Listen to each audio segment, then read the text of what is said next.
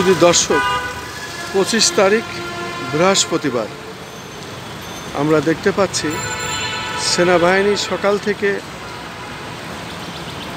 10টা থেকে 5টা পর্যন্ত কারফিউ বন্ধ করেছে, শিথিল করেছে। এবং আমরা দেখতে পাচ্ছি সচিবালয়ের পাশে, বাংলাদেশ সচিবালয়ের পাশে এবং জাতীয় প্রেস ক্লাবের পাশে, সচিবালয়ের পাশে এইভাবে ট্যাঙ্ক রয়েছে। সামনে তারা অবস্থানে আছে, তারা তাদের অবস্থানে দাঁড়িয়ে আছে। আমরা 25 তারিখ বৃহস্পতিবারের দৃশ্যটি দেখিয়ে যাচ্ছি। রাজধানী ঢাকার বিভিন্ন স্পটগুলো ঘুরে ঘুরে আমরা আমাদের ধারাবাহিক কাজগুলো যেভাবে করে যাচ্ছি তারই ধারাবাহিকতা সেটা আমরা দেখিয়ে যাচ্ছি। আমরা দেখতে পাচ্ছি পুলিশের সাজোয়া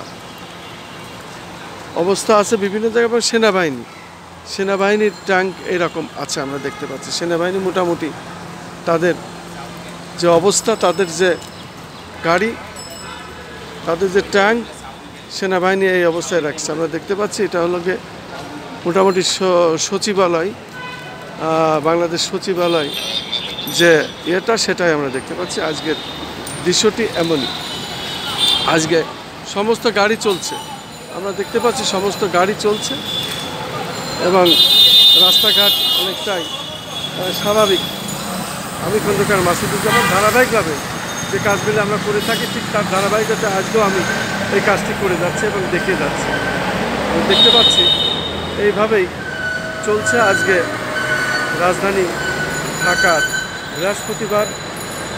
বিশেষ করে সকাল থেকেই আমরা শুরু করেছি ধারাবাহিকভাবে যে কাজগুলি করে থাকি তার ধারাবাহিকতায় এই কাজগুলি আমরা করে যাচ্ছি। আমরা দেখতে পাচ্ছি মেট্রোপলিটন, বিশেষ করে মেট্রো রেল এইভাবে বন্ধ আছে। বাংলাদেশ সচিবালয় যে শাখাটি এই অবস্থায়, যেহেতু গেট লক করা, বাংলাদেশ সচিবালয়ের যে গেটটি সেটা এইভাবে বন্ধ আমরা দেখতে পাচ্ছি।